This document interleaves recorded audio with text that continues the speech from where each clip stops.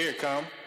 Pull up on the spot, I'm ducking another op from another block until I give him a couple shots. When I hit the spot, we pulling up, it's something high, showing off the rocks. I'm high cheek just from the top, we can get it in though. Looking for your kinfolk, all these men in the bar, I'm with the pencil. Trying to smoke something, so at last, my last stash got me smoking out the window like I caught backdraft. No turning back, I'm earning scraps and learning that I've been fired with the pen like an inferno match. Send her up to the sky, thunderclouds hit me, show you the full gore with all killer instinct. Put him in a figure four, maybe he will listen more when I kick in the... Welcome to the Humble Roses podcast. Yo, what's going on, everybody? It's Dallas Cash, the Stampede, the Aquamarine weapon, as it is listed here. Sorry, I turned this way, but gotta remember to turn this way. The Aquamarine weapon. We are here. And today is a different day for the show. We have a guest coming in shortly. He's not running late. I'm just gonna wait a little bit before I bring him in. So here's the thing, is two things. Number one, today is a special day for my followers because we are finishing up on the Sparking Zero giveaway. Today is the last day. We are giving away Sparking Zero today for everybody who entered in. We have already picked a winner, and that person will be announced tonight. But I did not come alone, and I do not come alone on this show anymore. I got two wonderfully intelligent ladies who are ready to go for the show tonight. Up first, unfortunately a Miami Dolphins fan from down there deep in the heart of Texas. One of my personal friends that I've met through wrestling Twitter, the IWC, is along with the next lady that I'm going to introduce. We have Madrina. How are you doing? Hi, everyone. Hey. How you doing? I talk about my Dolphins. Hey, you know what it is? You know what it is. You know what it is. We are here to make this happen. Yep. How are you feeling about tonight? How are you feeling about tonight's guest? I'm excited. I'm excited for everyone watching. We'll put a show on today. So. Also, joining us as part of the co-hosting for the Humble Roses podcast, the princess of the Live Dom movement, the one and only, another personal friend of mine, only individual that I trust to run the show besides Madrina, is the Slayer of Angels. Not really, because she's really just a good-hearted person. But the princess of the Live Dom Legion, we have Angel. Hey guys! That was a very nice intro. Thank you. Oh yeah. How are you holding up? I'm good. I'm pumped. Ready to go. Also Okay. nervous, but hey. Hey, there's nothing to be nervous about because we only bring people on this show who have done good and are just good individuals to talk to. Of course. I see our guest is backstage. I'm I see you. I definitely see you. I see you. So man, listen. You guys ready to bring this guy up? I am. Yep, let's do it. Honestly, yeah, let's do it. Before I bring him up, this man really doesn't need an introduction. But I'm going to give him one anyway. Mega Ran is the most influential artist of our generation, in my opinion, as far as nerdcore rap is concerned. A chiptune DJ who made his mark not only under the name Random, but when he changed his name to Mega Ran, he went on to do so many different things and has so many accolades. He's worked with Capcom, done songs for Final Fantasy. I actually want to bring him up to bring up an album that nobody has asked him about before, because this man has put out as many albums as Antonio Cromartie has kids. He is the Nick Cannon of children of albums. He has dominated MagFest. He has been on WWE television, Ring of Honor, and New Japan television. Did a show at the. He even said it in 1995, Generation of Miracles. He did a show at the Garden, and Okada recognized me. This man has number 2 on the Billboard right now, actually. Well, for the Magic Toy Box album, which got a Grammy consideration.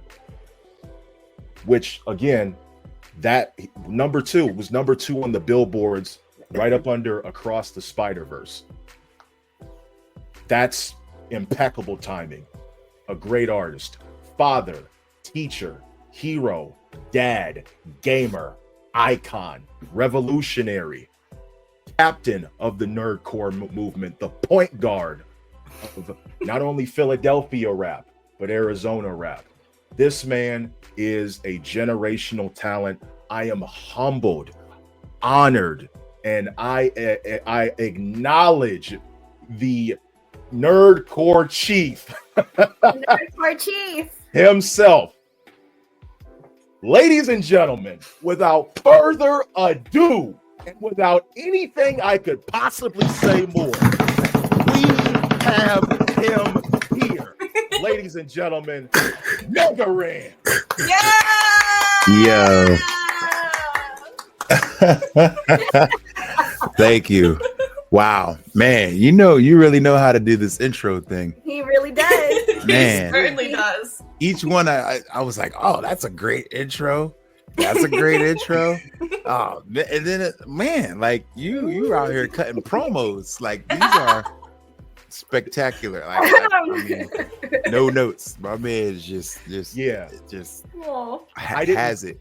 I didn't take notes for this interview because I felt it was organic enough for me that I know your history enough to just ask you straight up. And if I don't know something, I won't talk about it.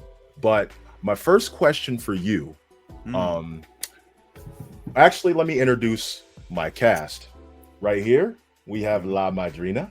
Hi. Hello. And to your left, we have Angel Rose. Hi. Hello.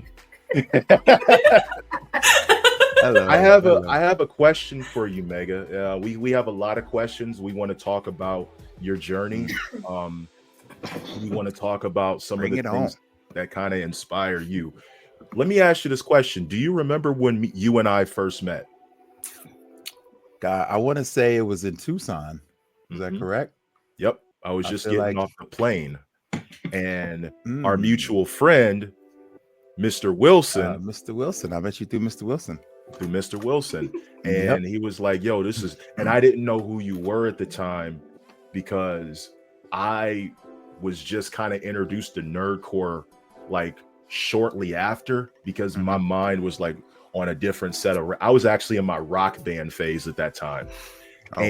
He had told me about you, and he's like, hey, we're gonna work together. I'm like, really? Like tell me about this dude.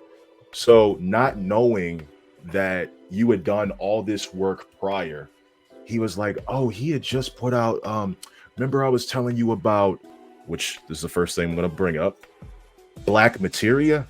Hey. I was like, yeah, that's who you're talking about. Because I also got introduced to not only you, but Mr. Miranda. And Mr. Miranda, Richie Branson, Samus, all these individuals, he was my introduction to all of you guys. Oh, so nice. when he was telling me about Black Materia, that's how I'm like, wait a minute, there's somebody who raps about video game more than me.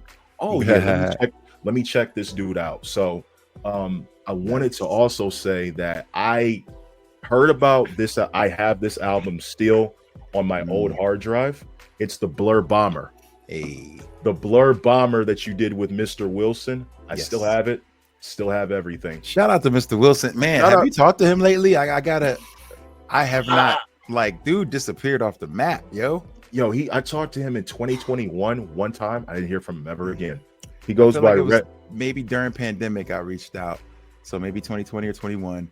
I was going to Tucson for something, and I was like, "Yo, man, just thought about you." And he was like, "I'm back east, man." And I was like, "Ah." And so at that time, he was back east. But any other time I've reached out, I haven't been able to reach him. He changed his name a few times. But people ask me about him a lot because of that album, and we never really. I mean, I think the album did pretty great, but we never got to like tour it or like play it out in the public. And so I feel like there's songs on there that I really love and that like people really are into that they would have loved to have seen out in the public. And like we were, and I think the main idea of a lot of this is that people like Mr. Wilson, like yourself, even me, were a little bit ahead of our time when it came to this. And so, and there's a positive to that, but there's also the negative of the world's not really ready for it. Right. So there's not an infrastructure for it. Like I was in Philadelphia, and I don't know if Philly was the place for me to be doing this. Like I came up at a time when it was the mid early 2000s, when it was state property or bust. Yes. You know what I mean? In Philly, like you had to have a certain sound. If you didn't sound like Freeway, Beanie Siegel, or any of these cats, you just weren't going to cut through. And so when I was trying to put my spin on things, I had a really difficult time. And then I moved to Phoenix. And I think that change of scenery really opened my mind to what I could be. I didn't have that pressure of what I'm supposed to sound like. Like what's a Philly MC supposed to sound like? You got to be either Black Thought or Beanie Siegel, And so in Arizona, it's a place where there isn't really a sound, for better or for worse. I think it's the openness of it is something that allows for anything that's creative and different can kind of cut through a little better in a town that isn't so steeped in history, hip hop wise, So yeah, you get to create your own. And like being out here, like there's so many people from somewhere else that are just really cool, creative folks I met, futuristic, Mr. Miranda. There's so many super talented cats. And it just gave me another idea of what I could do, what I could be. And so I kind of think I credit that move. And so when Wilson came out as well and was out in Tucson, I was like, oh, this is just what you need, that shake up, where you can just be your own person. You could be, I guess big fish, little pond is kind of the way they put it. Yeah. But you know what I'm saying? And some people though, it's harder to deal with that type of, designation. I enjoy it. Like being the only person in the room that looks like me, sounds like me, talks like me, acts like me. I enjoy it. But other people can be really like intimidated by that. Like, oh man, nobody's speaking my language. Nobody understands what I'm saying, understands me. Yeah, that can be very tough. But I think as a musician, it's a bonus. It's a superpower when you can stand out. You know what I mean? And but yeah, I don't even know if that was a question you asked, but that was just me. It's just listen. This is a kickback podcast. It's a kickback podcast. I want to give a shout out to my boy Hang 'em High. V, I love you. We all love you here at the Humble Roses podcast. You are awesome. We love you so much. You always do great work. Wanted to give you that shout out. Wanted to shout out Sports for You podcast as well. Jonathan Watson, you, Montreal, all the family there. Want to give you guys some love. Hey, Mega, I got to ask you something. I correct me if I'm wrong. Because Angel has something she has to ask about this. Like, did you do Street Fighter 6? Were you involved in Street Fighter 6? Yes, technically. Okay, so I made a song with Zed Tabani for Evo, which was the Street Fighter 6 introduction song. And so Evo, if you know, is the biggest fighting game tournament there is, sponsored by Sony. It is a huge deal. And in 2022 was the first year that Street Fighter 6 was debuting. So it was a very big deal to have a intro song for it. And Zed's a huge member of the fighting game community. And And I'm just thankful. He looked out and was like, yo, man, you want to do this with me? And I was like, absolutely. He sent me this really cool beat and was like, it's going to be called Run Back City. And I was like, okay, let's go. And so we put it down and that song just took off. I mean, just watching like streamers reacting to it, watching the crowd popping off when it played live. Like it was a moment. Like I've had opportunities to talk to Evo staff and they were like, they haven't seen anything like that in a long time. Like the actual reaction to how hyped the song was, like in person, people start jumping up like, let's go, you know. And then that stuff has helped because the game is super dope. You know what I'm saying? Amazing. Like the game came through and it was on point. But like, you know, so all these things have to work out in its favor. But the game itself was already so great that people were so hyped to see it in the tournament play. And so we just came with the perfect hype. Whoever edited that video, I'm sorry, I forget the bro's name, did a great job with that. And it was just a perfect storm. And that record just like blew up. I think it's over 1 million streams. Like it's doing really well. It's called Run Back City. So it's the official Street Fighter intro theme for Evo. So it is Street Fighter 6. I'm not in the game. We were talking about trying to get it into the jukebox or whatever, but I don't know whatever happened with that. But that would be so fire. Like I wish it could. Yeah. Shout out to V, aka Triple H's burner. Triple H's burner with the Sonic ring. Speaking of games, hey, Angel, let's yes, get you guys inside. Let's start getting these questions in. Okay. So I had a question for you because I heard that you also did Mortal Kombat 11. Yes. The 1 song and Rise. Yeah, Rise. Oh, that was fun. Okay, your question before I just start yamming. No, hey, you can. I'm just be like, you can.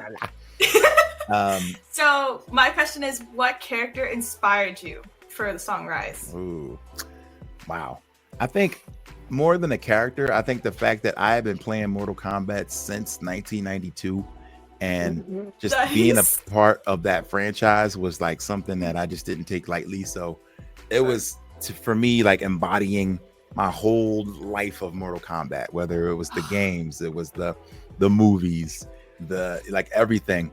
And this cat Will Roger, who did the whole soundtrack, sent the beat over and was like, man, you got to get on this. And I was like, yeah, absolutely. Like, what? Like, come on, I've been playing Mortal Kombat my entire life, so I still remember the blood code for Genesis, you know what I'm saying? And like you know, ABACABB, you know, so like just being a Mortal Kombat kid, like that's what went into creating that track. I was like, this has to be yeah. So I'm thinking about all the buttons, I'm thinking about all of the, you know, the combos, the finishers.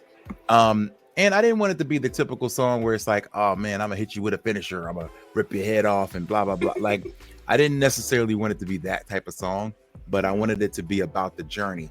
And that's what kind of the song's about with me. So I'm just talking about how like you can never let it end when death's knocking at the door, never let them in, you know, just talking through continuing on the journey and just not stopping, you know what I mean? More so than fire. The beat character. No, it was the beat is nuts. amazing. Oh my god. So that's the end credits theme on the game. And I remember when I played through it the first time, I was like, yo, this beat slaps. This beat is so dope. But it had no lyrics on it. And then he was like, yo, so when it comes down to the actual soundtrack, they want to put lyrics on this. And I was like, oh, okay. And then he sent it to me. And the other rapper on there is A Rival of Super Square. Yep, another cat I've been rhyming with a long time. Great producer. Did so many great work. So it's just been a really, really cool thing. I think just being a part of the community of kind of nerd musicians, video game musicians, chiptune musicians, that a lot of these dope looks just come from people being like, all right, so who raps about games in the space? That's dope, you know? And then they be like, oh yeah, that guy Megaran. Like, so a lot of times that's how it happens. Like it's not even me. It's not like some manager. It's not like a bunch of that. It's just like somebody hitting me up being like, hey, you want to do a project? And I'm like, yes. And so I'm super proud of the way that came out. My only, like, I guess knock was that it wasn't on the game. Like it was on the soundtrack, but it wasn't on the game. And Will was like, don't worry. I'm gonna pay you back. Don't worry. And then sure enough, when Mortal Kombat 1 comes a couple years later, He was like, I want y'all to do the end credits song for real. Yes. Yeah. And I was like, what? And like, I didn't even believe it. I Nice. was streaming on Twitch. I was playing through the game. I was like, I got to see this myself. I beat the whole game. And then it went to the credits. And then I heard myself and I was like, yo. Like, that is just like, Yeah, the like most a unbelievable mind-blowing. I'm Yeah, just like yo, I'm on a game that sold millions of copies. Like, it's just an incredible good. feeling. That's You know what I'm saying? amazing. that So is yeah, shout out to amazing. Will and the whole team over there. Like, I'm really proud of what happened with that song, and I hope that there's more to come. That should be. Yeah. Yes. I hope so too, man. Well, I want to throw it a little different direction. So I don't know if everyone knows that, you're also a big part of education. You used to be a teacher.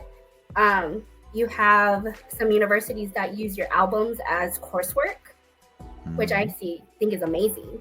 And I just want to know, how did you get into education, specifically more like special education? Oh wow.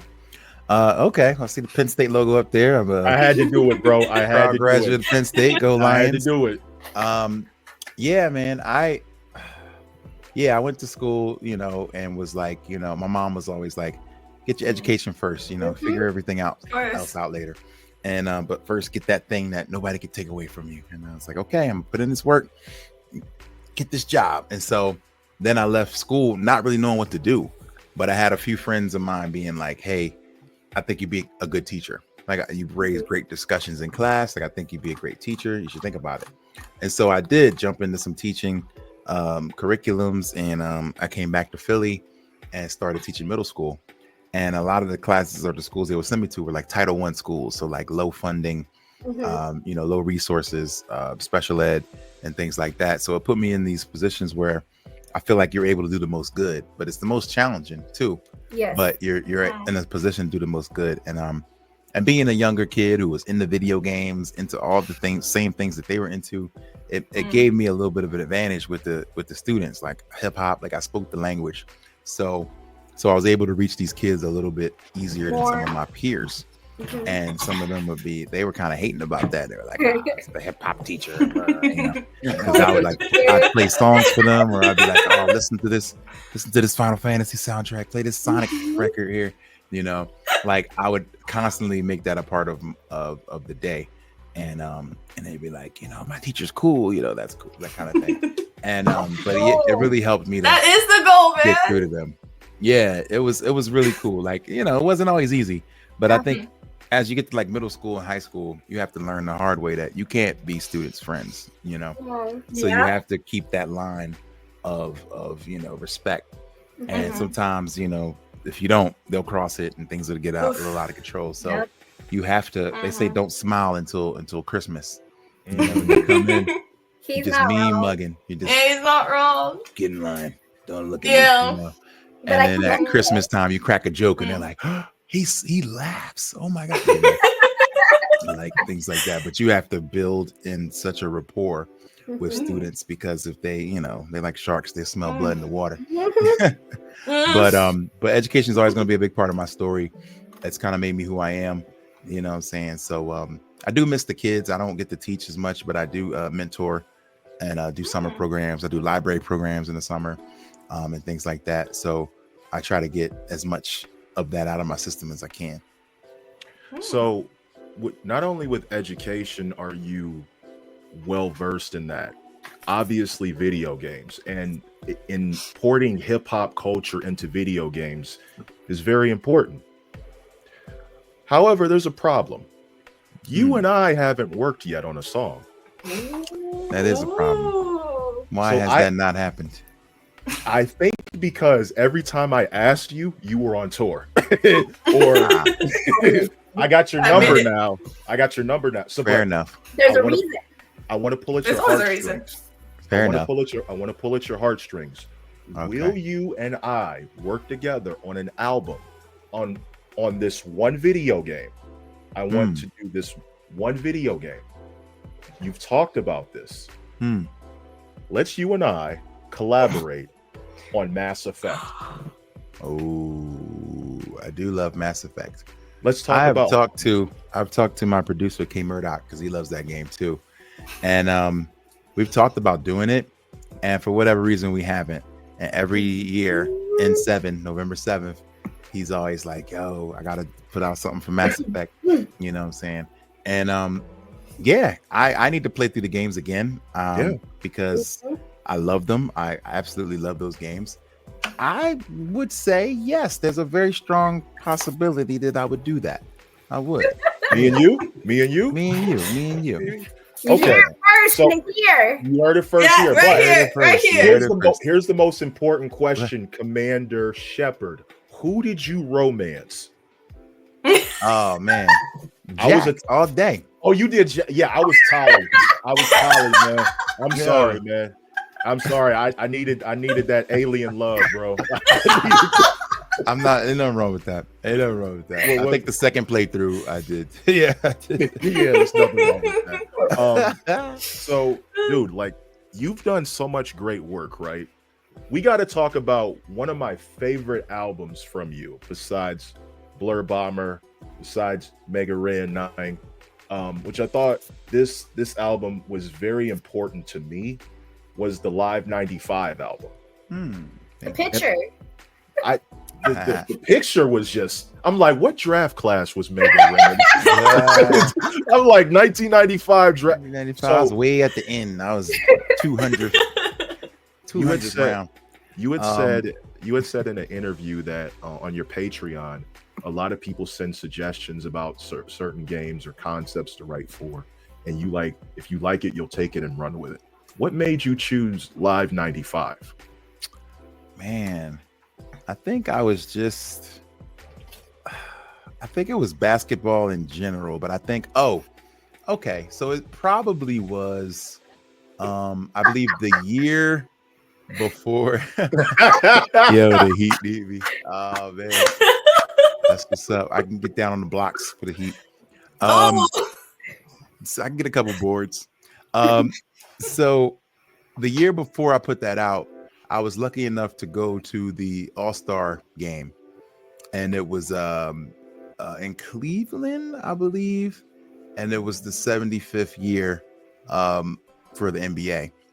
And so, or maybe it was the year before that. But anyway, I had the opportunity to be around. I was doing press for an organization out here, and they let me just kind of go and just fly on the wall and enjoy it. And as I was there, I just really got wrapped up, and I just kept thinking about how much the NBA in the 90s meant to me. And then a buddy of mine, Tony, he sent me a video, and I don't know if you had this video. I'm probably a little older than y'all, but there was a what was it called? It was the NBA Jam Session video that came out in like 92 or 93, and it was highlights of NBA put to like popular songs. And so they had like Shaq had his one, and then Alonzo Mourning and Larry Johnson, and like everybody had a special segment. And it was just such a good video. It was just everybody just dunking and going crazy. And it just reminded me of how fun and colorful basketball was in the 90s, and how important that was to me, and how important the basketball video games were to me at that time. And so, and Live 95 was the one that kind of changed the game. Like it was like, we were like, oh my gosh, this game, it's so realistic. You look at it now, you're like, what is this? Yeah. But back then it was, the stats were there. It was like watching a real game. Like it was the most cool experience ever. Yeah. And so we were just so wrapped up in it. And at the same time, the NBA was like at its height to me, like young teams really coming in. Michael Jordan was, killing it, so this was like the heyday of the NBA. And so that just starts reminding me. I agree, Chop. And so it just starts reminding me of all these good feels of basketball and what it meant to me being a kid in Philly, like when we drafted Allen Iverson and how that felt. And so I was like, this is going to be the concept. But I remember telling my manager, I was like, it's probably not that novel to be a dude who likes basketball, who's rapping about basketball. I mean, J. Cole does that a lot. Everybody likes basketball. Like, it's not a big deal that a hip hop artist likes basketball. But I wasn't necessarily an athlete, you know what I'm saying? So seeing it from the perspective of the nerdy kid who was on the sidelines, you know, but also wanted to have the cool Jordans, who also wanted to have the cool Iversons, the Kobe's, the whatever, and you know, just to try to be a part of it, you know. So that was my perspective, not necessarily being the greatest or a person that could go hoop you up, but just a person who was just as nerdy, because I was just nerdy about sports as I was about video games. So I was collecting cards, I was reading stats. Like I knew Penny Hardaway's stat line from every single year. You know what I'm saying? Like I just was that nerdy about statistics as I was about video games. So yeah, it was definitely like my love for basketball got rekindled after going to a bunch of, that's what it was. The Suns made the finals that year. And I was in Phoenix and I got a chance to go to a couple finals games. And so I was along for the ride and I was just like, man, this is a fun moment, you know. But what's really fun, you know, was the 90s. I started just thinking about, you know, the 90s, the Penny and Shaq days and all that cool stuff. And so that just brought me back. I was watching all these old VHS tapes, and then I was like, all right, I'm gonna start writing. And that's what led to the album.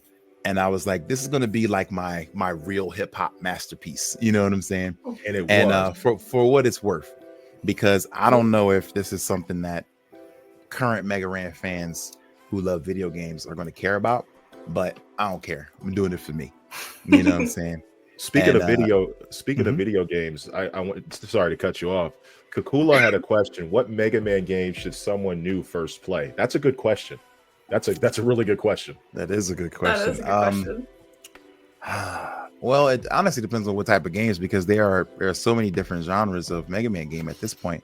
So you got the side scroller classics, you got these like turn-based games with the EXCs, you got the really fast super dash speed runnerable games like the X's, you got the over-the-shoulder, you know, adventures, the Mega Man Legends. So honestly, I think you start with Mega Man 2, because I feel like that's where they kind of mastered the control scheme, the music, the style of the game is at 2, where they kind of mastered it.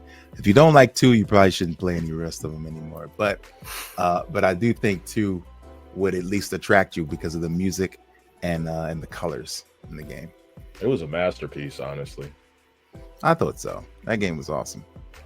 That's Angel. what started it for me. That's where my name came from. It was Mega Man 2. Like that was the game, and I couldn't afford it, so my mom got me Mega Man 1. And I was like, oh, it was trash, and so, but I had to do it. Go ahead, Angel. All right, so I'm gonna take it to wrestling now, because I heard that you've done a couple of stuff with some wrestlers, for example, Xavier Wood. I was wondering, what did it feel like to know that you're gonna get to do the entrance for him for King of the Ring? Oh man, that was an amazing story. Shout out to Woods, man. I come on the show, Woods. Would love to have you. Yeah, that's the homie. So they were just in town. We just missed each other. I was coming in, he was going out. But I remember because he won the King of the Ring like in the Saudi pay-per-view, so it was like overseas. And I was watching it. I was checking out of a hotel on tour. And I'm like looking at my phone while I'm checking out, like, oh my God, I think he's gonna do it. And they're like, yeah, your credit card and your incidentals. And I'm like, yeah, okay. You know, and I'm like, yes, he did it. And I'm just cheering. I'm all excited. I shoot some tweets out like, oh man, he finally did it. Cause like he wanted King of the Ring more than anything. Yes. And of course. he was so excited. And then he called me like 20 minutes later and I was like, okay. And then he was like, yo, I did it. I did it. And I'm like, yo, I saw, man. Congratulations, you know. And I'm just so excited. New Day rocks all day. And so he's like, so I think they want me to have new music by Thursday. Or I think SmackDown was coming on Thursday back then. And he's like, I think we need new music by Thursday. And I was like, oh, cool. You know, any idea what you're gonna do for it? And he was like, yes, you fool. And I was like, wait, for real? He's like, yeah, man, like I want you to do something for it. And I was like, okay. And he's like, yo, a guy from WWE is gonna be in touch, yada yada yada. I'm going we're gonna get you in touch and we're gonna hook it up. We're gonna see what can happen. But this was on a Saturday or Sunday. I was like, we'll see. You know, if it works, it works. It don't, it don't. The guy didn't get back to me till Tuesday, and he sends me the song, and I was like, I think I can do this. And he was like, well, I need this by Thursday morning. And I was like, all right, okay, I'm gonna do what I can. So I get to write and get to work and get to write and get to work. And in that morning, Thursday morning, he called me like 9 o'clock, like, what do you got? And I was like, all right, okay, man, it's coming like right now. And he's like, well, it better be. And sure enough, Beatcast, what up? Pagan, what's up? I sent them the track over, and then sure enough, it was on the show that evening. Like, I don't know how they did it so fast. Damn, that's fast. But this, like, they move so fast, man. And it's crazy because, like, I was kind of trying to, like, I wanted to make sure, like, the paperwork was right, like, as far as, like, what my pay would be. And he's like, there's no time for that. We just got to get it on TV. And I was like, no.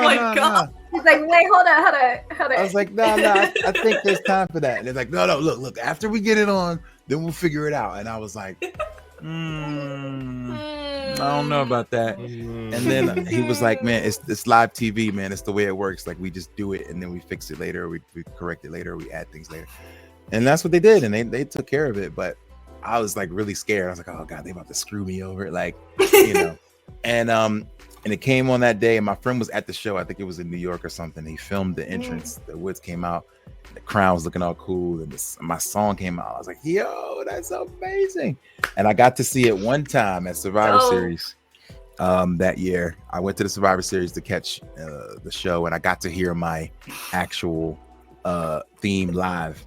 And I was like, yes, go, man. That was the coolest feeling I ever had. I mean, outside of doing the rap battle with Wale and everybody was incredible, because I got to walk into the ring and everything. Got to walk the ramp, you know, we high-fiving people and all that. That was cool, but like, I wasn't Mega Ran in that situation. I was just, you know, an extra. But to be a part of the universe is really, really cool, man. And later on, I got a chance to take a trip to the headquarters to WWE, and my guy Vlad, he one of my homies works in video and editing and stuff, and he's like, yeah, I'm the guy that like syncs the music with certain things and make sure the people gets paid, you know, that kind of thing. So you're now a part of this universe, so now I can pinpoint you and your appearances to like a search, you know what I mean? Like, I can now type in Mega Ran and be like, oh, they'll be like episode 3162 on at 31 minutes in and 42 seconds Mega Ran song plays, you know what I mean? Like, they can never take that away from me. And I was like, oh, that's so dope. Like, being a part of the universe was the coolest thing, man. And getting paid too, that was dope. Yeah, the rap battle, I can't say enough about the rap battle, because that was something that was so well done. And I was thinking, like, this is about to be trash. Like, I don't know. You know, I was so worried because I just felt like, I don't know. I thought it was going to be bad. I was like, yo, this is not going to be good. I don't think. But why? Was there like the funny thing is, I even asked Woods, I'm like, bro, I'm a battle rapper. I'm like, do you want me? They should have had you. They should have flew you out, seriously. So, but they watched a bunch of battle rap to get ready for it. But like, when they brought me in, they were like, yo, you know, you're a rapper. You can. I was like, I don't battle rap. Like, this is a whole different thing. That was, they should have called me, bro. They should have called you. Yo, and that was something where I was like, oh man, they watched some stuff, so they saw Conceited, do to slow it down. I just dissed you. Okay, so they gonna use that. Like, they saw some things, so I was like, all right, maybe this might be kind of hokey. But wait, it turns out they really loved it. So I didn't have to do anything. I just had to show up in a silly suit. He was just there and hang out. But then when they got there, like, that was the wildest day of my life, bro. So we get to, I'm gonna try to make this quick because it's an insane story. So I want to hear this. We get Woods is like, yo, you can meet me at the building, or like, you can just pick me up and then we'll just go. I was like, I'll pick you up. So I pick him up. We drive in through security at like 10 in the morning. There's fans waiting outside. We walk through security. And at this time, this is 2017, I believe. Yeah, and this is still, like, it's crazy to think 17, and this is 7 years ago, and this is still one of their like most popular videos ever. So we come in. Jinder is the champion at this time. So he's like the first person I see. He's walking in, he's got a fresh suit on, he's saying hi to everybody, he's shaking everybody's hand, looking everybody in the eye, just being super respectful. And I was like, oh man, this is so cool. Like, hi man. Like I just appreciated how cool he was. Then we see who do we see? We see Rusev and Brody Lee, rest in peace. And they're talking about FIFA. They're talking about FIFA. They're like, oh man, can you play FIFA? Oh man, and Woods is like, I don't play FIFA. I just play fighting games. And Rusev's like, man, I could beat you in any fighting game. And he's like, bro, you never played Tekken. Like you can't beat me. Like, I don't have to play Tekken to know I can beat you. And so they're just talking mad trash. And I'm just like loving it because they're just cracking each other up, just laughing. Then the show is going on. They send me into a room with the extras. So there's a lot of indie wrestlers, and some of them since then have made a real name for themselves. Hammerstone was there, a few others that have gone on do some dope stuff. So I'm sitting in there with the extras that are actual wrestlers, and I'm just some dude. And then I hear a knock on the door, and it's Woods, and he's like, "Come on," and I was like, oh, "Okay." So then he takes me to catering. And we sit down at catering, and it's 4th of July, so it's barbecue, it's just banging food, and we're sitting at a table. Woods, Kofi, and Road Dogg comes over, hands everybody the scripts for the battle, and he's like, "Yeah, this is how it's gonna go. Y'all gonna say this." So I don't know if they previously prepared this a day ago, 2 days ago, but their lines were in there already. The Usos lines were not there, and I was like, "Well, this is interesting. Why ain't there lines there?" Oh man, they said they couldn't come up with anything, so they're still working on it. It's gonna be last minute for them. It's gonna be last minute. So they hit them with the okey doke flim flam ooh wop the bam, where we don't know what to do. But no, they were so prepared. They were ready. They were ready. They were ready for war. They wanted like real reactions. So and Road Dogg was like, "Hey, I told him the rules. Just keep it PG." And blah blah blah, and that's it. So he said keep it PG, which would come back in the conversation later. So it's to the point Vince isn't even there that day. So when they say like the big man's not there, any decision it's a little tougher to get a decision through when you want to change the script because he's not there. Because they're like, now you got to call him when he's busy and get the word, get it okay, and fix it. So they were like, come on back in the back with us and let's go over these lines. And Kofi did this thing with the hot dog where he wanted to like make the hot dog real small and make a little gesture. And he was like, Road Dogg was like, I don't know if we can do that. We got to get the okay from Vince. That don't sound PG. And so he's like, that ain't PG. He's like, don't screw me up there, y'all. Don't screw me. And so they wind up calling, and last minute Vince comes back and says, yeah, it's fine to do the hot dog joke. So they're asking me, and I was like, well, just keep your pacing. You know what I'm saying? Like, don't rush through the lines. Just make sure they hit. Let the audience react. Come back with the next one. And then they were like, man, I really appreciate you helping us out, man. Like, what can we do for you? And I was like, do for me? Like, I don't know. I'm here. Like, I'm living my dream. I'm freaking backstage with WWE. And Woods is like, don't worry, I got you. I'm gonna give you a nice little shout out when we get out there. And I was like, oh, for real? Okay. And then he does later. He's like, oh, Mega Ran, hold my trombone. And so that was a cool moment. Yes. But when we're thinking we're done, somebody knocks on the door. And it's John Cena. John Cena comes into the room. And he was just returning. It's a 4th of July thing. He had been out a long time. And he came in like he was going to see everybody individually just to shake hands and be like, good job, y'all. So he's like, all right, guys, I just want to say you've been doing great work. I really appreciate everything you've been doing, holding this company together. Some of the best skits, some of the best, in-ring stuff that I've seen in a long time. I just want to say, good job, everybody. He just gives everybody a big handshake. And I was like, Cena, I thought you were coming in to run in on the rap battle and tell us you was going to have some bars. Yeah, like I'm like, he was like, no, sir. Rapping is a young man's game. And I was like, young man's game. Like, I'm basically Cena's age, so it's kind of funny that he would say that. But I was like, what you mean? So that's when I knew the Doctor of Thugonomics was never coming back. So again, this day was so insane. So again,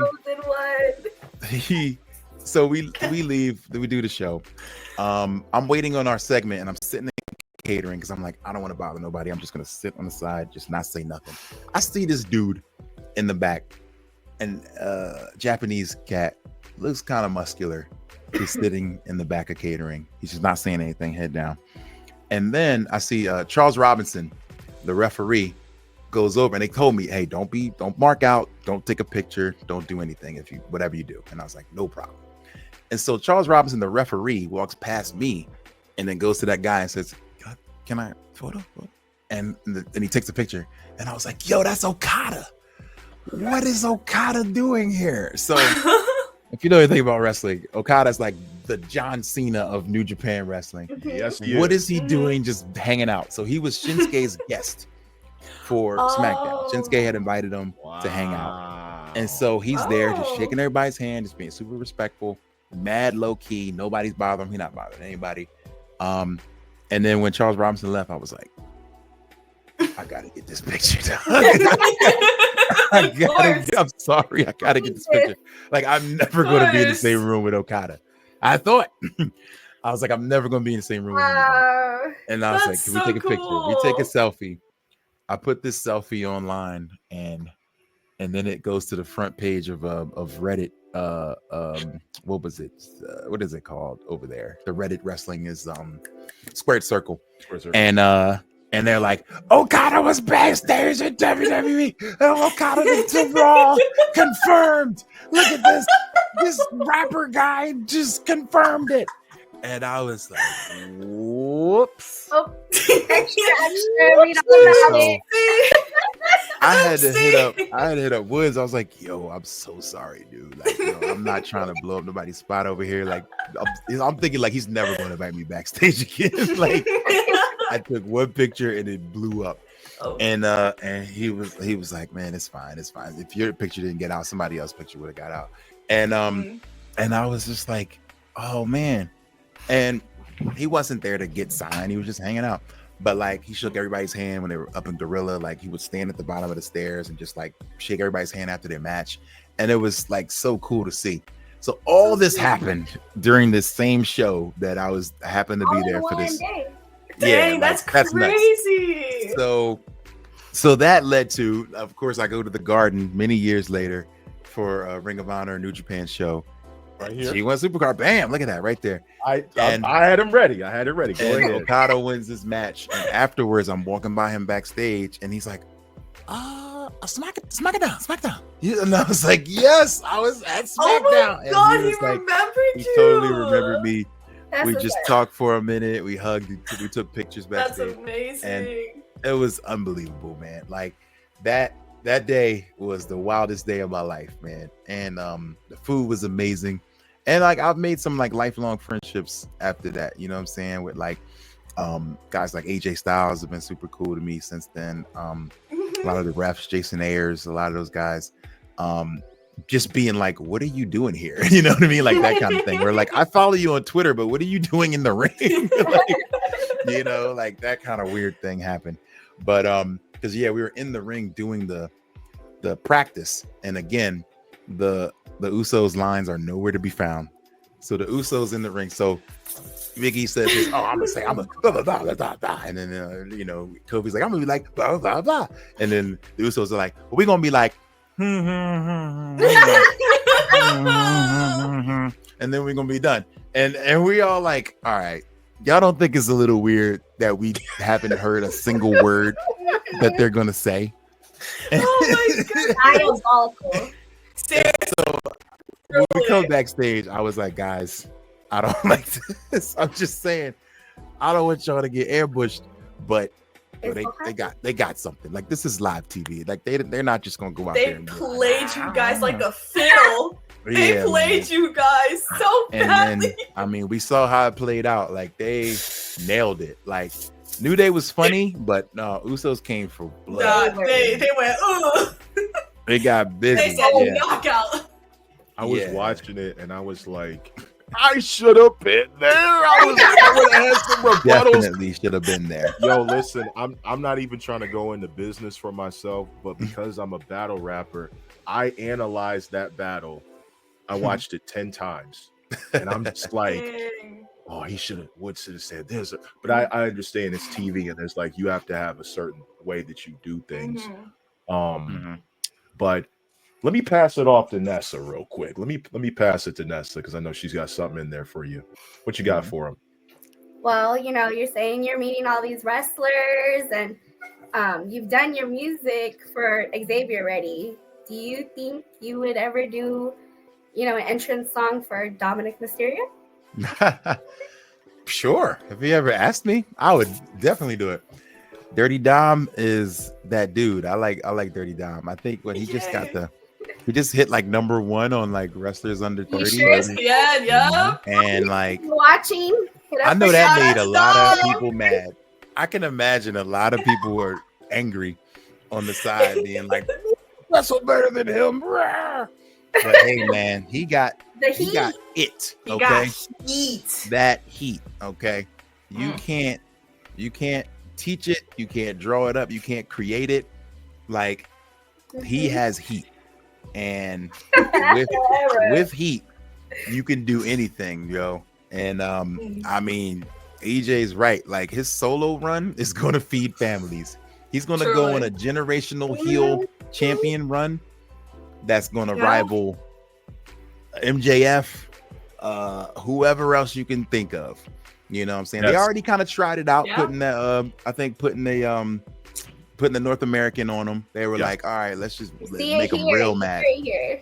But absolutely. And like it's just it's the heat, bro. Like It's the heat, man. Who was it? Hate who them or said- love them. That's all there. Who was it who Truly. said, oh, I don't want to put anybody under the bus, so I won't say their name, but there's a wrestler who just said that they were the biggest heel in the business. I know you're talking about, and I I was hate like, AJ Francis. You did a song with him. that's my guy. AJ's my dude, but I don't know, bro. There's difference. Like it's different levels, man. Like his heat is nuclear. Phenomenal. Yeah. Seriously, like, that's my Liz goodness. levels. And I mean, AJ is a legit heel. He plays a very good heel. Yeah, he does. But and I love him, and he can rap too. So, but man, what Dom is doing is really generational. Like It's a whole in other a- world, man. yeah, in a world Seriously. where like Oof. you can't manufacture that kind of heat. You can't. Speaking of manufacturing heat, like you manufactured a lot of heat over the years, not just with the collaborations you're doing, but I got to put you on blast. Uh-oh. What we do. Oh, That's we what we definitely do. do. What we We do. definitely do. The Humble Roses way. All right. If you were to say, what are the Mount Rushmore of Mega Ran albums? Ooh. 4 albums. 4. Mega Ran's Mount, and this Alright. is Mega Ran's Mount Rushmore of Ooh, albums. that's a good one. I've never been asked that. I just Hell recently did a video like in my top 5 songs, but I've never ranked my albums like this. But I like that Rushmore is no particular order, just 4. I think Forever Famicom with K Murdoch is up there. I think that's a must listen record. For anybody that hip hop video games. I heard somebody say that's like my Midnight Marauders for hip hop heads and gamers. And That's I was the like, Illmatic, okay, I bro. can see that. Or That's the Illmatic. Illmatic. That's the You know. Illmatic. That's the Bible.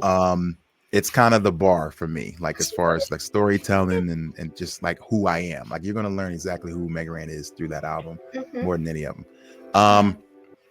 Next, I'm gonna say Live 95. I think that album is a classic. I did it, just feeling really good about every single song, and I stand on it. All in one for real though. Thank you. Yeah. Random RNDM is up there. That's a record that's probably the record I took the most time on. I wrote for like over a year and a half before I recorded anything. And that was the first record that really saw some like success and took me some places. Infinite Lives is a record I still play today. OP is still doing well and streaming. Black Materia. I can't leave out Black Materia. That's like my baby. Black Materia is the one that that kept the lights on around here when things wasn't so great. You know what I mean? Like that's the album that really started Mega Ran on this path. I was literally teaching. You know, I talk about this in my book, which is now on Spotify, by the way. I have a audio book you can go listen to.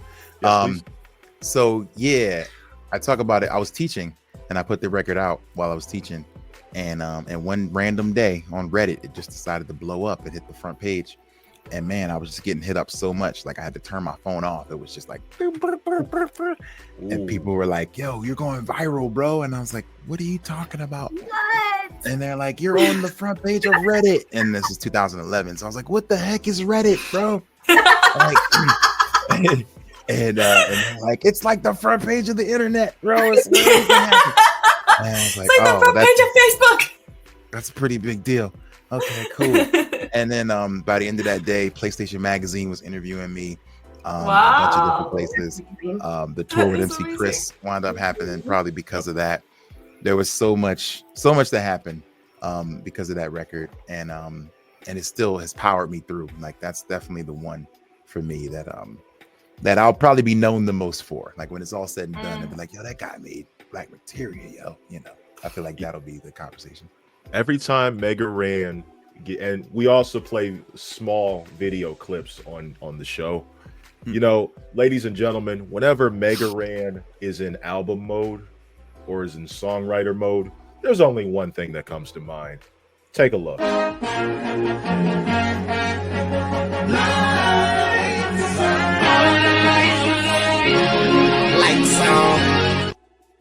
Yeah, that's Mega Ran right there. Locked in. I love it. Locked in. I love it. I love it.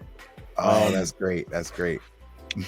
Angel, yes, we were talking about the other question that you wanted to ask him. You know, that one. Oh, that one. Oh boy. That one. Oh, all right. Boy. Excuse me while I take up one little thing. Yeah, because while we're doing that, the Sparking Zero giveaway will be at the end of the show. Make sure you follow Mega Ran at Mega Ran on Twitter. Yeah, and also go to his website as well. This man is a genius when it comes to music. He is a genius. I haven't worked with him yet. Hopefully we can when we do the Mass Effect album. There we go. We gotta at least get a single out, you know, before we start talking about whole albums. Like, you don't know, I'm just looking at the I big don't know picture. yours. So I feel like we get a song in, you know, we shake the internet up a little bit with a song, and then we can start working on an album for sure. So, absolutely. You know, let me jump on something. I would love to work with you. It's just my thing is that I've always like been fearful because I have like bad anxiety. Like my anxiety to ask and that fear of rejection has always like lingered with me. But okay. Well, I'm telling you here right now, please send me something because I want to make some music with you. So there's nothing else stopping you. Ain't nothing to it but to do it. Let's get it. Let's get it. All right. Here first, everybody. I know that you're dope, so I know that we can make something cool. I appreciate that, man. You're dope too. And sponsored by Cane's. Yeah, sponsored by Cane's. Oh man, I didn't mean to show the logo. I can't show the logo unless they're paying us. No, it's edit that out. No. All right, I got you. You got lemonade in there. You got lemonade in there. Is it lemonade mixed with Sprite? Nah, just lemonade. I love that mix of lemonade with Sprite. There's a mix like that. There's a mix in my country in Colombia that's called cuatro. It's called four. What's that? 4? It's called four, and it's basically lemonade with Sprite, but like more lemon in it. Lemon, Sprite, more lemon. Okay. He's gonna make a song about that. Oh my goodness. There's gonna be a song about that tonight. I promise you. It's gonna be a sample of that. The beat is just gonna come right through. What was your question for him? Go ahead, give him the question. All right, my question is, what is your Roman Empire? My Roman Empire. What do you mean? So it's kind of like something that's like on your mind every single day. Like it pops up one time in your daily life. So what is your Roman Empire at all times? That's good. I can give a general answer because it's literally just how to make life better for me and my family. You know what I mean? It's very general and generic, but that's what wakes me up out of sleep sometimes, out of naps. Like I just jump up with new ideas. Like I'm just jotting stuff down. Yes, one of these days I got a lot of like general ones, but I think a specific one is I want to make an album and produce the whole thing. So Wow. I want to be able to make every beat, do every no features, mix it, master it, just do everything, kind of J. Cole it, for a whole entire album, and just lock in and create. And so that is something I want to do. I don't really have the time these days to do it, but I would love to. Okay. So that's something that still sticks in the back of my mind that probably won't go away until I figure out how to do it. Okay. Okay. All right. Oh my gosh, sorry to change the subject, but wrestling wise, GCW has just told Fightful that Ricky Starks has been pulled from all of his appearances Oh no! by way. AEW. This is Is it because of that interview we did with Chris Van Vliet? yeah, I believe so. Oh. Oh, yo, that's bogus. Yo, he not gonna let that man out, yo. He's not gonna let that man. If there was any appropriate time to post this meme, this is the appropriate time.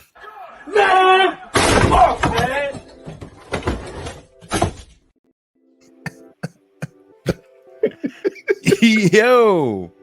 Wait, no, I have the perfect one. I have the perfect one next. Wait, where is it? Go do where it. is it? Not that one. It's this one. Because of his reaction. Oh, Where is it? Hey, yo. yeah. So Ricky Starks got pulled from all his appearances after that interview, and all he did was tell the truth. And it's just like, Truly. all right, bro. So like, what can you do? What are you gonna do? What did I do? We literally, Tony Khan is the one-winged angel at this point. He is Sephiroth at this point. Yeah. And it's like, you can't set it off like you're the alternative. Like you're gonna be cool. It's a And Final then you Fantasy joke. That's the Final Fantasy. But yeah, man, he's like, he won't let us have nice things. That's really sad, yo. Like, Dude, yo, man. he's stuck. I mean, unless they're gonna pop it, watch him mess around and be on Dynamite and get a title shot at one of these 700 titles. They're gonna be like, Joke. yeah, Bro, we ain't gonna see Ricky Starks till he gets on like AW Dark. Like, Oh no. Oh. yo, it's just over. yo, This my gonna be man's Ricky gonna be Starks. 50 years old before we see him. He's gonna be Hook's grandchildren are gonna be champion at AEW by the time Ricky Starks like finally gets out of that contract. He is on death row. Yo, that's Tony sad, Khan, yo. aka That Suge is so Knight, is sad. back in business. Suge Knight. Oh, not See? Suge Knight. It's like, yeah, man, they try to. I don't like that they try to put this, evil thing on the WWE and the way they handle talent, and pretend like y'all are any different. And it's like, no, clearly nobody's any different. The same things happen in the Phoenix over there. Like, hey, man, let people go who don't want to be there, man. Like, but I also get the other side of it. Like, as a business owner, You don't when want that it. person got hurt, you Yeah. paid for them to get well. Like, I get it. When they couldn't come to shows or whatever, you paid them to be at home. I get that. And so now you want some of your bread back. But I don't know, man. I just look at it like I think him saying often, I'm not injured, I'm not hurt, I'm ready to work. Like, him saying that a lot is making people be like, all right, man, chill. You know what I'm saying? Like, you're clearly putting it on us without saying that it's on It us. is it. Mm-hmm. Yeah. Speaking of taking the blame, last night, because we got to talk about this. Like, We're doing this. Are we doing this? Come on, we can't. Really? bro, I don't have his Okay. I don't have his number. All right. You got his number. You need You to. talk to him. I can only DM him, and he don't check his DMs all like that, bro. We got to talk Man. about this, bro. Here we go. Like, and Man, I don't What? even know. Lately things have been different. I got a green bubble last time I texted him. oh, I don't know. Oh, not Oh, I don't know. I don't know this Xavier Woods, y'all. I do not know this Xavier Woods. Oh, what's There's going on? there's a change in the air, and Yeah, it's I don't like- like it one bit. I don't like it. I mean, if you thought the Shield breakup was going to be bad, like I'm not ready. this is I'm on not a ready, whole, man. this is on a whole nother level. And I am I, not I'm not ready. I gotta ask, like, whose side are you on? Who do you think? Like, this is the real question.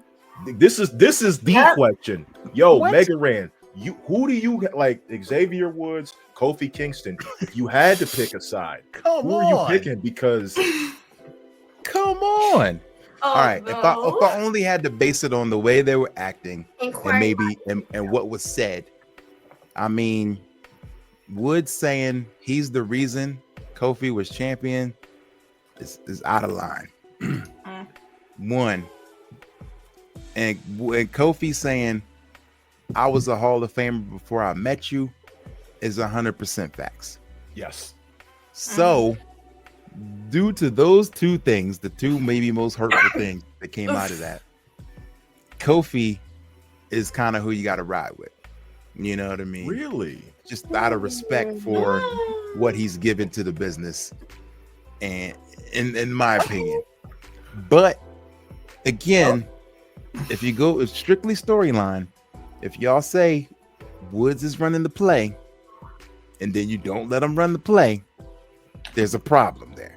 You know what I mean? period. And so Yeah. in that sense, I'm Team Woods in that regard. But I don't want to see this, man. I need this to get to the absolute boiling point, and then Yes. you know what I'm Yes, saying? yes, please, Biggie needs to need- come back, man. I need that. I need like the moment this is about to Yeah. explode, Big E pops up and saves the day. My dude, because he saved us. That from is this heartache. my hope of hopes that what happens. But now, Yeah. unfortunately, they said a thing. They said a name. They said a name that is not usually named. Oh, they no. said Brock Lesnar during this whole thing. Okay, here we go. And now that made me think, oh God, Brock Lesnar gonna come and break up this whole 10-year anniversary. Absolutely thing. not. Yeah, Oh, And F these because dudes up he's the reason. He's just the reason. because. He's the reason. Big E doesn't have a title, and he took Kofi's title. Mhm. And I Oh, gotta yeah. Like, say he got this. history with them. Nobody really talks about it, but he's got history taking titles from them. Yeah. So Yeah. if he comes and steals that moment, come back and just trash both of them, I would Yo. be hurt. I'd be so hurt. Did you ever? Did I ever tell you about my butterfly effect for day one? The day one 2022 butterfly. We don't really get to talk wrestling because I respect your schedule, but I say that if Roman never got COVID, Big E would have never broke his neck. Wow. Okay. Let me explain why. Because if you remember, it was supposed to be Heyman and Roman. I'm not Heyman. Brock and Roman.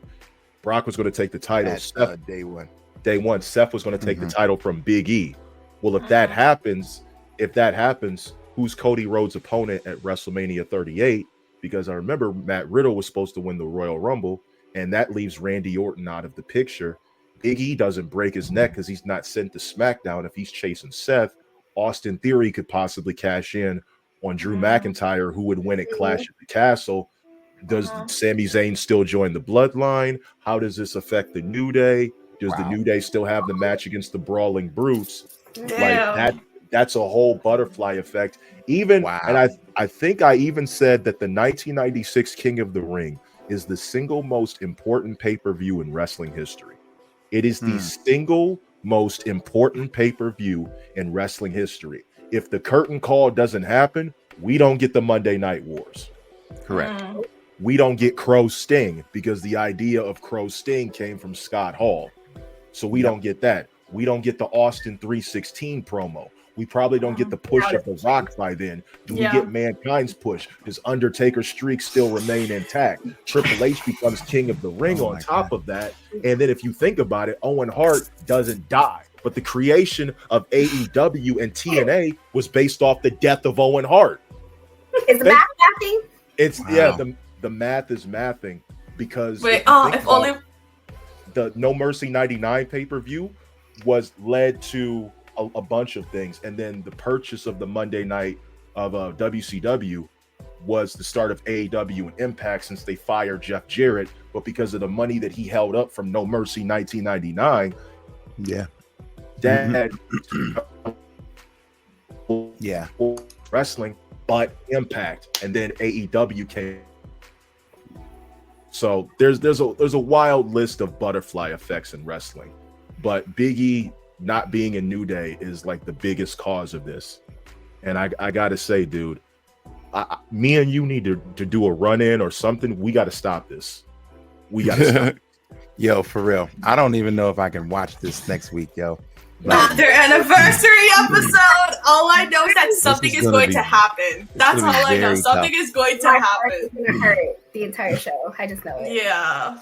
Like the way it escalated yesterday, I feel like it's nothing compared to what's going to happen on the anniversary day.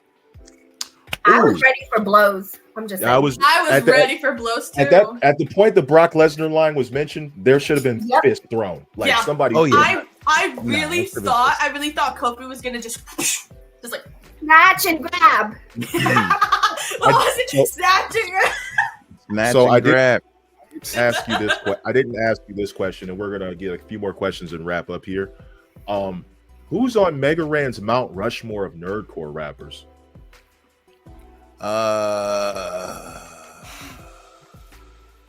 Okay. So I have to say, because there's going to be somebody being like, well, you left out MF Doom. I think that nerdcore is something you kind of have to opt into. So it's a subgenre you kind of self-identify with. So you're not really nerdcore if you don't like say you're nerdcore. You know what I mean? There's people try to lump in or pull in, but yeah, I think you have to kind of self-identify. So with that being said, Mount Rushmore, it's got to be MC Frontalot. He created it. 24 hours, baby. 24 hours. And big slap. And incredible rapper, musician, just great mind. Did so much for the genre.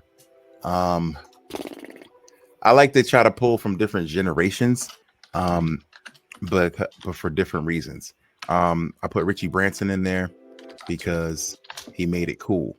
You know, he took what nerds were doing and mixed it with what the industry was doing, and carved this very special niche out. And if I had to get two more, I mean me. I'm in there. Why not? Why not? And I would put Samus next. She was on mine too. She was Good. I think Samus belongs for sure. I think she's the most dynamic performer I've ever seen. Yes. Makes incredible songs. Does a great job of mixing the nerd struggle with real world trauma and struggle and events, and making it kind of palatable for the average person. So that's today's. It might change tomorrow. You know what I mean? But that's today's, because I think there's a space for MC Lars. I think there's a space for Whitey Cracker. There's a space for Daddy Fat Snaps, who's doing incredible stuff right now. But yeah, I think as far as like changing the game is kind of where I put, like when we start talking GOATs, I think, how did you affect the game for the people after you? Well, you're definitely the LeBron James of the nerdcore. Like that's crazy. Ricky Fax said I was the Jay-Z of nerdcore, and I was like, yo, you gotta stop that, bro. Yeah, like, that's crazy. And you went on tour with Mickey Fax, didn't you? Yeah, I did. I toured with Mickey. Shout out to Mick. Shout out to Mick. Mickey's an incredible lyricist as well. who does all types of like can do anything. You know what I mean? Oh So he'd be my like, God. "Oh, well, here comes some Marvel bars," and it just, and I'd just be like, "Yo," you know, just an incredible lyricist. And I love what he's doing with Pendulum Inc. and keeping lyricism Shout at out the to Benjamin. forefront. Yes. Yeah. Okay. I'm gonna keep the Mount Rushmore question going, but I want to get back into the wrestling part of it. Oh, So, what would be your Mount Rushmore of wrestlers, but have it mixed with men and females? okay. Mm. All right. Okay. This changes a lot too, but I'm thinking, and I didn't even get asked this question. I want to good one. All right, so Rushmore both. Yeah. okay, this is a good one. I'm so, oh gosh, this is tough. All right. Okay, I'll just say my criteria. I think you gotta, for you to get on Mount Rushmore, there's a combination of things. It's like your talent level. I think your ability to connect with a crowd, the house, the money you draw. Like, are you a main eventer? Definitely. I think that's super important. And have you inspired people after you to try to be like you? And so with that, I think Stone Cold.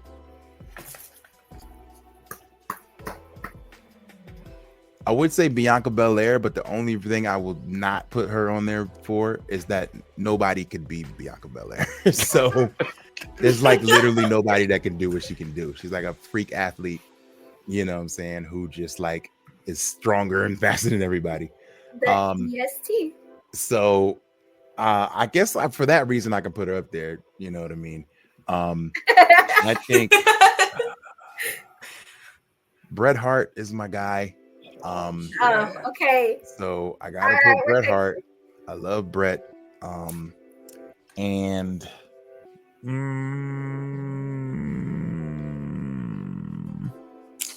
okay. Oh, this is tough. This is the last spot. I would say the Macho Man. Because I think the Macho Man is probably the most imitated, you know, wrestler there is, as far as being flamboyant, as far as like being always in character. I think that the Macho is a goat. Yeah. Yes. Trish Stratus I saw on the side, which is good. I would move Bianca for Lita, honestly, if I could. You know, I'd be kind of interchangeable. Lita, you know, changed the game for women for sure. Going out there, taking bumps from dudes, you know, like really getting it in with the high flying. Yeah, like she changed the game for sure. That is a great Mount That was Rushmore. a good question. That's good. But Macho's my all-time favorite. That's my guy. Shout out to Macho Man. Obviously, I stay in Ohio. Clearly, one of the greatest wrestler from Ohio.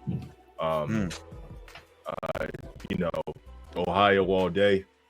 Macho Man, one of the greatest wrestlers from Ohio, probably the greatest wrestler of all time, and still marketable, even though he's been dead for 13 years. Yeah. And China, rest in peace. China was ahead of the game too. China. Yeah, rest in peace. Angel, final question. All right, my final question. Once again, Mount Rushmore, but this time for video games. Oh, all right. Super Mario 3, Super Mario 3, Super Mario 3, Super Mario 3.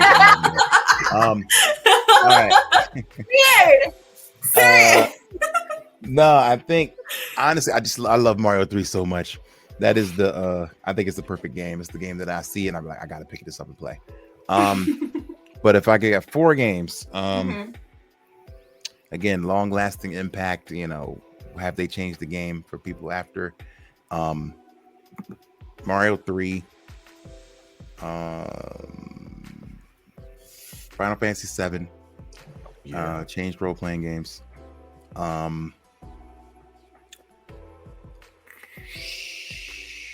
NBA Jam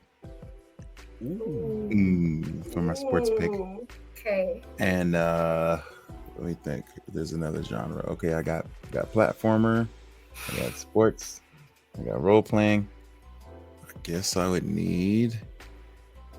I don't know. I think I hit them all. What other genre is there? Fighting. FPS. Fighting. Or FPS. Greatest FPS of all time is Halo, first one. And Halo did change the game, so I wouldn't be mad at that one. Halo or Street Fighter 2. Street Fighter. Ooh, Street Yeah. Street Fighter 2 Fighter. Champion Edition. Yeah, those gotta be up there for me. GTA San Andreas is so in there too. Like that's an honorable mention. That's what I was definitely gonna say. You have any honorable mentions, just in case? Oh, Like, there's you want to add a plenty. little bit more? GTA San Andreas, Mario Kart. You know what I mean? I see it already. You know what it is. And what was I about to say? I think it was another role-playing game I was thinking about. Kingdom Hearts. Oh, Zelda. Yeah. There it is, Zelda. Zelda. Okay. Mhm. So my final question, and then we're gonna lead into Sparking Zero. I've been waiting to ask you this question. I feel like this is a question that I feel like you can answer. So MagFest. Yes. MagFest is a big part of your legacy, and MagFest is a big part of you. But I gotta ask, what part of what is it about MagFest that makes you feel like you? MagFest is amazing because it's one of the only community run and driven and fueled festivals. You know, there are tons of festivals, and most festivals are just run by some corporate entity who just shovels in a bunch of money and then they pick acts and things. But this is run mostly volunteers, by people who just love the music, love the scene. And I try to explain to people who've never been, and they're just like, they don't understand it because there's nothing like it out there. It's been running for almost 20 years, and it's just like strictly people who love video game music, you know. And so these people have such a passion for it.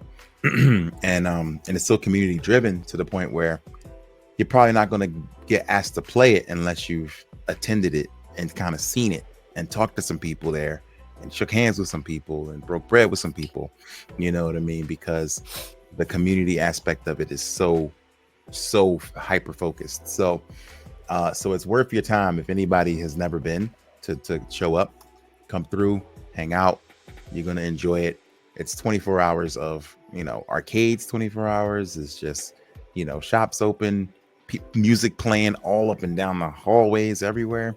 That's awesome. And it's just a beautiful time, you know. And if you are anywhere even a little bit interested in video games and music, you'll find somebody there that loves that game that you love, and they're playing it in a room somewhere on the corner, just playing that music because they love it, you know. So you'll find something you love there. It's something for everybody, and that's why I feel like I belong. It's a beautiful feeling to find your people, you know.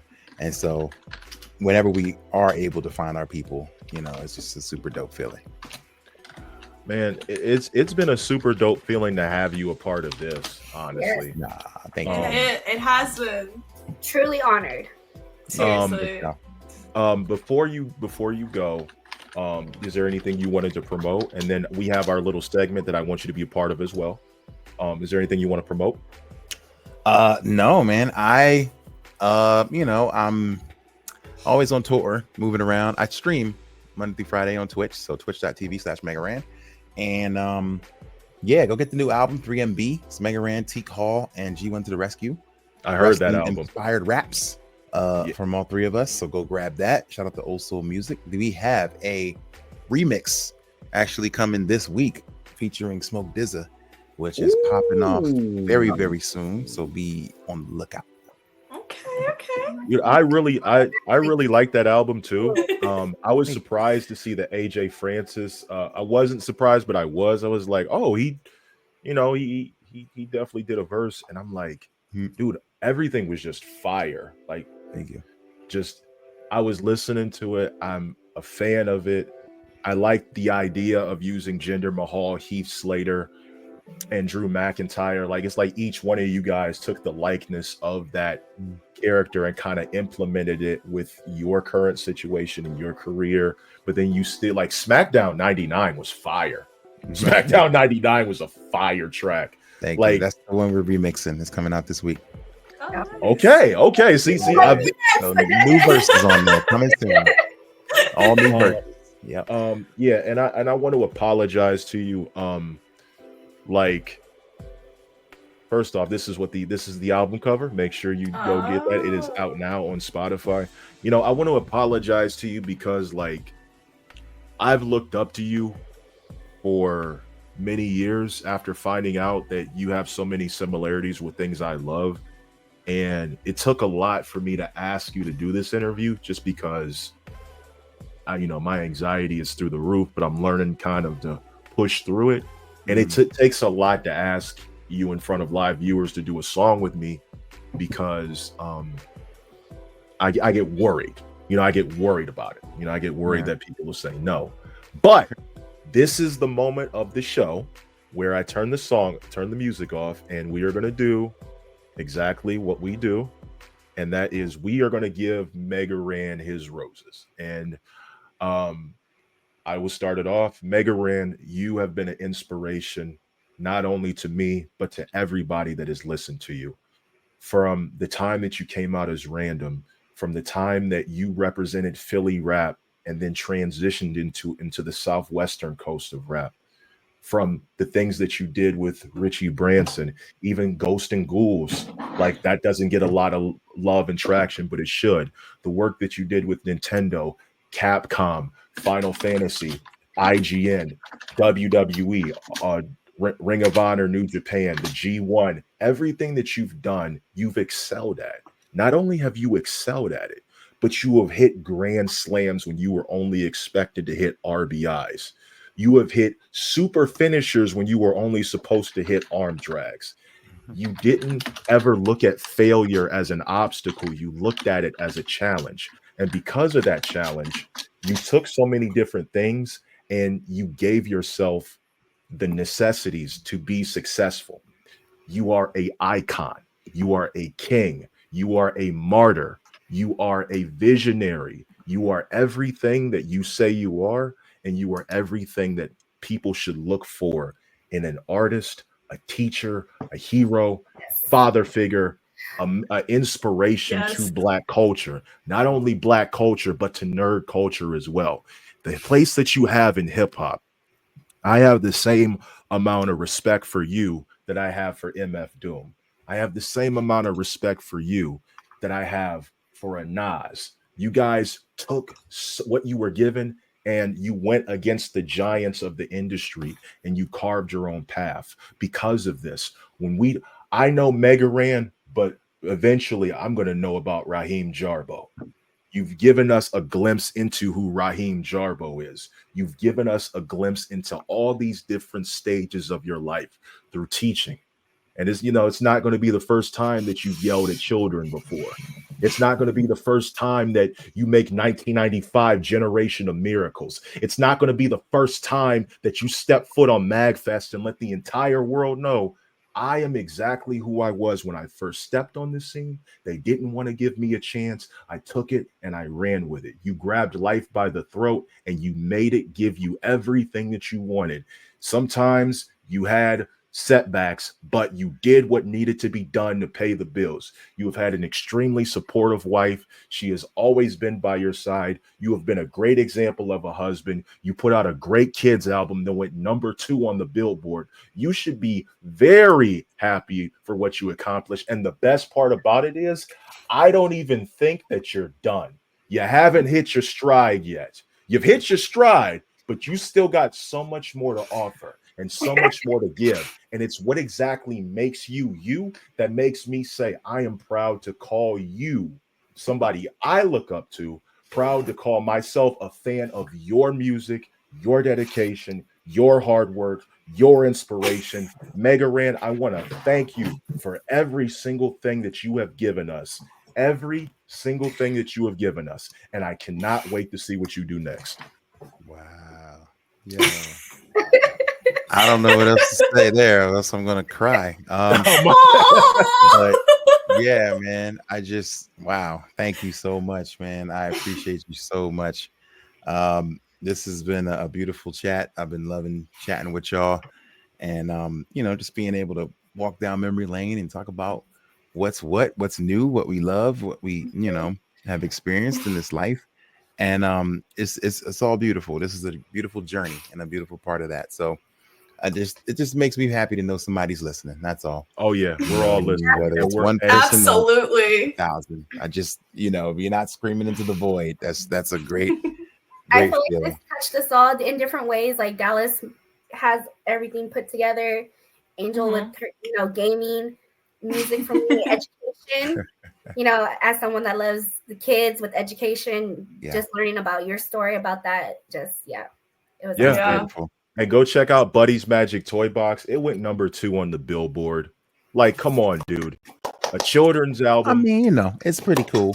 And I don't mind being number 2 to I don't mind being number 2 to Spider-Verse. That's not a bad That's spot not to a be bad. Nope. That's amazing. Yeah. You were top 3 and you were not 3. You were 2. There you go. Yeah. You got beat out, but you got beat by Marvel and Disney. So that means you know what that means now? Now you're literally Marvel right and Disney, there. Marvel and Disney, You're right and nobody there. can stop you at that point. Yep. You're almost at the top of the food chain. Thank you. I think that is Buddy telling me that it's time to run. Okay. Well, we enjoyed having you on the show. Of course. Fans, It was an honor. Spark and Zero giveaway. Megaran, thank you so much. I got your number, Thank so we'll be in you. touch. Yes, please be in touch. We can chat wrestling anytime, y'all. Anytime. You're welcome on the show. You're welcome on the show anytime. Just Yeah. come in whenever. Anytime. Well, I'm sure I'm gonna have a big announcement in probably January, so I might need to chat with y'all again. Okay, come to the show. We'll talk about it. Come on by. All right. Take care, Mega. All right, y'all. Bye. Be easy. Take care, y'all. Peace. Man, that was a great show. That was a great show. Man. What a great guest. He was a great guest, man. Mega Ran. This was Ladies and amazing. That was amazing. That was amazing. amazing. And it's